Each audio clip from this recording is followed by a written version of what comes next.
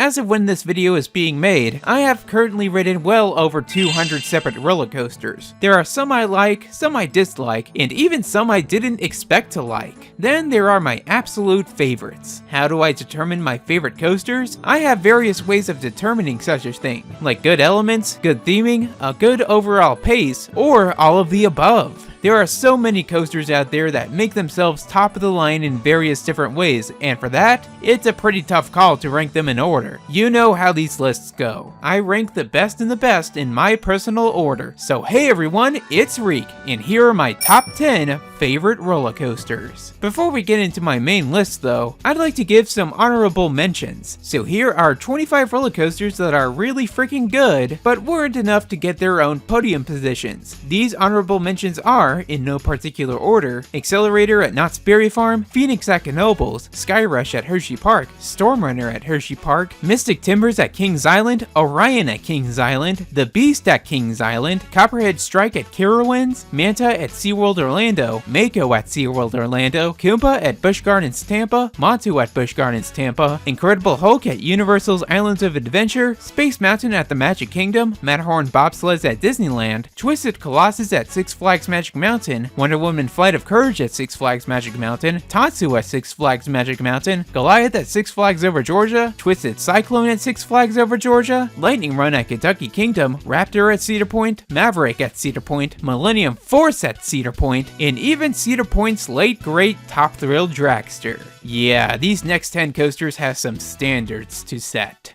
Number 10, The Voyage, Holiday World. And this is how strong we are going to start. When you look around the roller coaster community, The Voyage is one of the most overwhelmingly top-rated wooden roller coasters in the world. Some people have ridden hundreds upon hundreds of roller coasters and have ranked this ride in their top 5, top 3, and even the top gold position. Yet I have this ride just making my top 10. Why is that? Well, to start off, I rode this in summer 2018, a time where this ride wasn't running that well. There were some rough spots on The Voyage, especially that final section under and around the station. The train jackhammered so much during the second to last tunnel under the station that it messed with the ride's quality quite a bit. Good thing this ride was only rough in a few spots because the layout here is fantastic. From start to finish, The Voyage packs in one of the craziest courses you'll ever find on a genuine wooden coaster. The giant camelback hills provide great sustained airtime. The spaghetti bowl deep in the forest is one of my favorite moments on any roller coaster, and even the ride's return trip makes simple looking hills and turns feel much more intense due to the constant gain of speed going down a hill. After the 2018 season, Holiday World went out of their way to smoothen out various sections of The Voyage's layout, including that final section I've negatively mentioned before, so if I ever ride it again, The Voyage is guaranteed to rise in my rankings. Number 9, Storm Chaser, Kentucky Kingdom. At 22 rides, Storm Chaser takes the crown for the roller coaster I've ridden the most in a single day. How my body was able to move afterwards was a miracle and a half, because this coaster is wildly aggressive. Once that train twists through the barrel roll drop, it does not let up in the slightest. Riders go through strong moments of airtime, powerful shuffles of lateral forces, both tough moments of airtime and laterals in a single go, and that trick track double up and double down finale brings everything home. With how well everything has been implemented within this attraction, it's no wonder that I gave myself a full day session for a small coaster by Rocky Mountain Construction, or at least small compared to the other creations by the company. Oh, we'll get to those, but with Storm Chaser, it shows that size doesn't mean much when you have tight turns, rapid twists, and a whole lot of airtime. Number 8, Fury 325, Carowinds. Between 2015 and 2017, most roller coaster fans, including myself, would call this ride the top roller coaster in the world. Although that isn't the case anymore with my coaster preferences constantly changing, I still have a healthy opinion on Fury 325 at Carowinds. This ride is far and away my favorite roller coaster by Bolliger and Mabilliard. But then again, this roller coaster feels nothing like most of what the Swiss company makes. Having an extensive drop alone gives Fury 325 a high spot on my personal list, but everything after that makes this ride extravagant. The quick twists and forceful turns that stay low to the ground, the sideways drop that provides one of the greatest combos of lateral forces and negative forces, and a great line line of airtime hills that are both very sustained and surprisingly powerful. Add an open and comfortable seating system and we've got an exceptional coaster creation. Best of all, Fury 325 is a really rideable coaster. It is not too intense, yet the forces are not too light, leaving us with a ride that can be ridden again and again without any sign of tapping out. Number 7. Iron Gwazi, Busch Gardens Tampa. About a decade back, I rode Busch Gardens Tampa's original Gwazi wooden coaster, and I kind of hated it. Older roller coasters built by Great Coasters International don't personally fare well compared to other wooden coaster models, and even coasters made later by the company. So with that into consideration, it was interesting to see what Rocky Mountain Construction would do with such a large dueling coaster. And now that we have it, I got to say that being a full-fledged hypercoaster was not on my RMC Gwazi bingo card. Holy frick, Iron Gwazi is a massive deal. Taking a ride like this to hypercoaster heights has ultimately led to one of the fastest paced roller coasters on the planet. Starting off with a 206-foot beyond vertical drop is one thing, but wow, this ride is incredible with everything else it does. All of the stuff that RMC excels at is prominently displayed on Iron Gwazi. Sharp twists and turns, sustained floater airtime moments, sustained ejector airtime moments, airtime humps in rapid fire succession, and some insane inversions. That infamous downward death roll is a complete sensory overload, let me tell ya. Some have this ride as their #1 roller coaster, period. Recency bias, I know, but even though this takes my number 7 spot, Iron Gwazi is still a strong contender upon this ranking, so I can basically say that everything onward is tied for being my number 1. But then again, there are a lot of coasters that personally outclass Tampa's Masterclass. Number 6. Hagrid's Magical Creatures Motorbike Adventure, Universal's Islands of Adventure. As a big roller coaster fan, this ride just makes me happy. Previous entries on this list showed off the world's most excessively thrilling roller coasters, yet Hagrid's Motorbike Adventure doesn't include bone-crushing forces or thigh-crushing airtime. It instead is a showcase on how a roller coaster can become a thematically advanced theme park phenomenon. It's in the same leagues as rides like Rise of the Resistance, Pirates of the Caribbean in Shanghai, and Journey to the Center of the Earth as a ride that goes above and beyond our expectations when it comes to how a top-of-the-line theme park attraction can become. Spoiler alert for this attraction, you've got to see it for yourself to believe it. Even when motorbikes are speeding around the Forbidden Forest, the attention to theming does not go unnoticed in the slightest bit.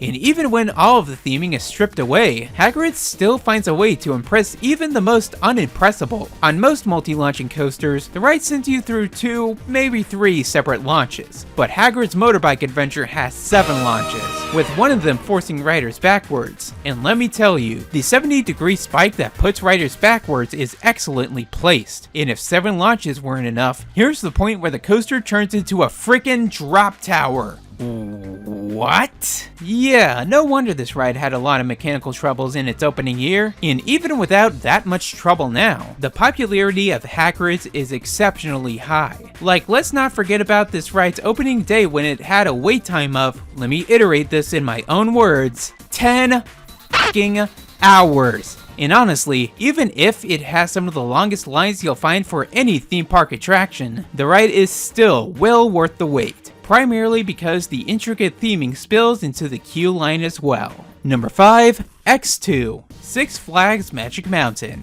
Now I understand that this ride isn't for everybody, because believe it or not, some people call this one of the worst rides in the entire park. But here's the thing, I am not some people. I am a roller coaster nutcase who takes enjoyment out of batshit insanity. Holy frick, this ride is a lot to take in. That first drop is a healthy contender for the best drop on any roller coaster. Looking at it off-ride and seeing it in on-ride POVs isn't enough to capture the essence of insanity that this drop provides. No matter if you get that extensive downward view in the front row or the aggressive flips in the back row. More than likely, the first drop is going to be the main focus of X2, at least on a positive note, but everything leading after does not deserve any actions of silence. All elements that follow either force riders to look down down excessive heights, suddenly flip riders upside down without warning, seamlessly rotate riders from forwards to backwards without completely flipping them upside down. By the way, both these flight-of-light elements have some surprisingly good airtime. And then there's this demented thing that hangs you downwards, quickly takes you down below at such a quick rate before sending riders to a valley of extremely shaky doom.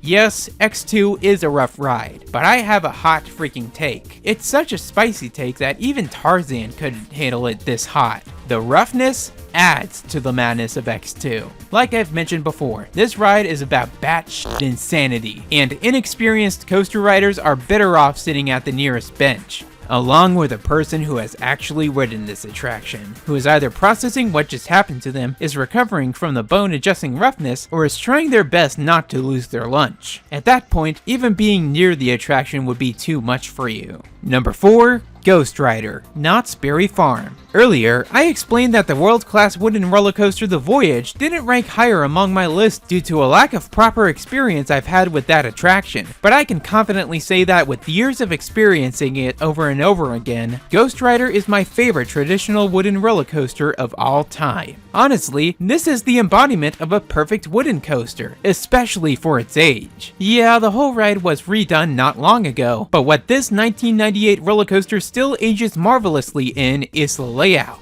The first drop, although aesthetically pleasing, doesn't do much in terms of forces, but everything else after that does. On Ghost Rider, you've got a huge sustained airtime hill, plenty of wary drops, and lateral forces so strong that you can't help but hold on for dear life. And that's just the first half. The second half is where everything is cranked up from 10 to 100 in no time. Starting off with the drop.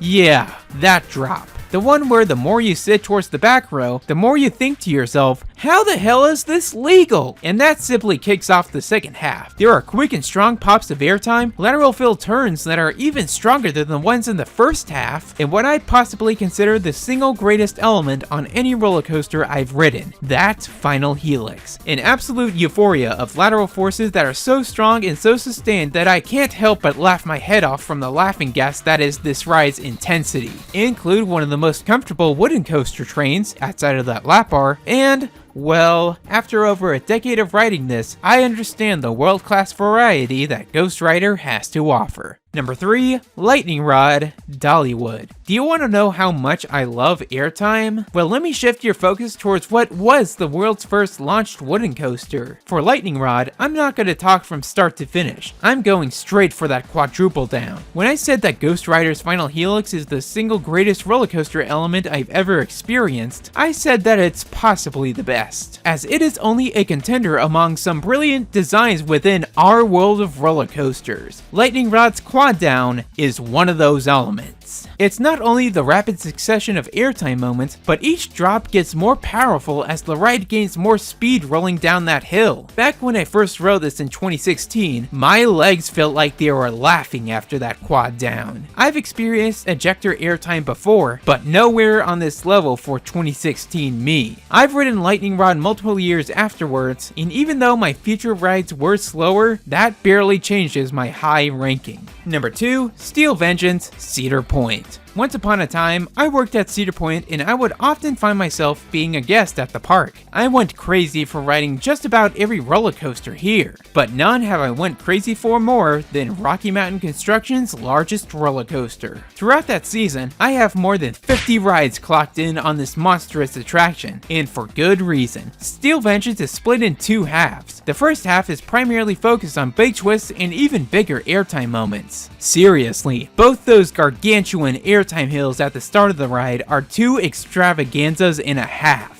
And I don't want to sleep on that double up leading into the mid-course breaks. The airtime strength on both of those hills leading up are so powerful. Then the second half commences, which starts off with two more sustained airtime moments, as well as a shocking little pop if you're sitting on the left side of the train, weaving in and out of the wooden structure with a few small camelbacks in between, two inversions that whip you inside the structure and absolutely mess with your senses, and a powerful final run of hills that shows you what RMC is all about. Steel Vengeance would be a perfect contender for the number 1 spot, but that's personally not the case, and that's all thanks to number 1, Velocicoaster Islands of Adventure. This ride, this freaking ride. A roller coaster that hits all corners in providing a top quality experience. So instead of gushing over at the attraction, I'm going to explain why Velocicoaster took away the #1 spot from Steel Frickin' Vengeance. 1. The theming. Velocicoaster doesn't just have amazing theming for a roller coaster, it has amazing theming,